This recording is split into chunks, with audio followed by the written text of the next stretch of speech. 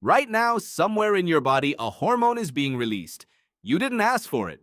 You can't feel it happen, but your heart rate just ticked up a little because you read an email 12 minutes ago that made your stomach drop.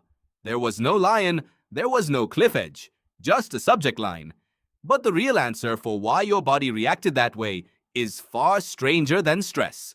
Your body doesn't know what year it is. It doesn't know about email. It doesn't know about deadlines or group chats or the little red notification bubble that makes your chest tighten before you've even opened the app. As far as your nervous system is concerned, you are still standing on a savanna somewhere in East Africa, scanning the grass for movement. That system inside you is old, older than cities, older than language, probably, and it was never built to understand the difference between a predator and a Tuesday. To understand why, you have to go back, not centuries, millions of years. Picture an early hominin, something like Australopithecus, moving through tall grass in what is now Tanzania. She hears a rustle. She doesn't have time to think it through logically. She doesn't get to weigh the odds. In that half second, her body has already decided for her. Blood rushes away from her stomach and into her legs. Her pupils widen. Her breathing shortens. She is already running before her conscious mind has caught up. This is not a flaw. This is the system working exactly as designed.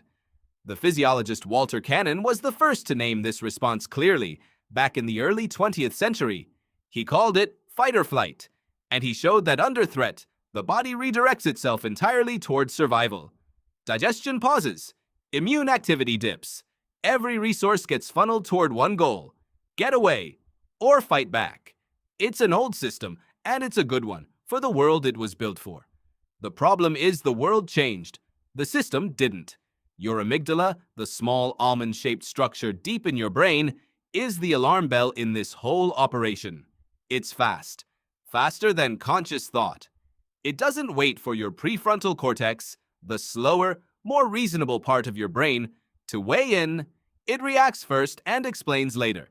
For an early human staring down a leopard, that speed was the difference between living and not living.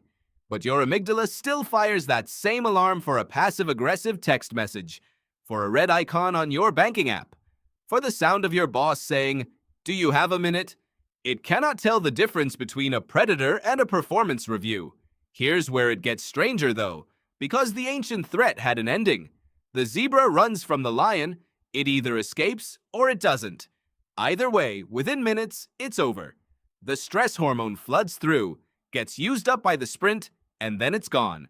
The zebra goes back to grazing like nothing happened. You don't get that ending. The neuroendocrinologist Robert Sapolsky spent decades studying this exact gap, comparing the stress responses of zebras to the stress responses of humans. His conclusion was blunt. Zebras don't get ulcers, but you do, because you can activate the exact same stress response just by thinking about something. No lion required, no sprint required. Just a memory or a worry about tomorrow is enough to flood your body with the same chemicals meant for outrunning a predator.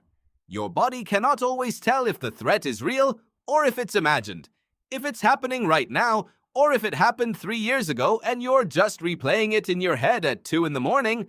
That's the twist most people never think about. You are not stressed because your life is more dangerous than your ancestors' lives. You are stressed because your brain evolved a system built for short, physical, resolvable threats, and you are now using it for long, abstract, unresolvable ones. A lion is a 5-minute problem. A mortgage is a 30-year problem. Your amygdala doesn't know the difference. It just knows. Threat detected, prepare to run. And when that alarm never gets to switch off, the cost adds up. The neuroscientist Bruce McEwen described this with a term called allostatic load, essentially the wear and tear on your body from a stress response that stays switched on too long. Elevated cortisol, month after month, doesn't just feel uncomfortable. It reshapes your sleep. It reshapes your appetite. Over years, it can reshape the very structure of your brain, particularly areas involved in memory and emotional regulation. Your ancestors' stress was a spike. Yours is a plateau. Think about what a modern day actually asks of that ancient alarm system. You wake up already checking a screen. Within minutes, you might see a headline about a disaster on the other side of the planet. a message from someone you're avoiding, and a bill you forgot about. None of these will kill you today, but your amygdala doesn't grade the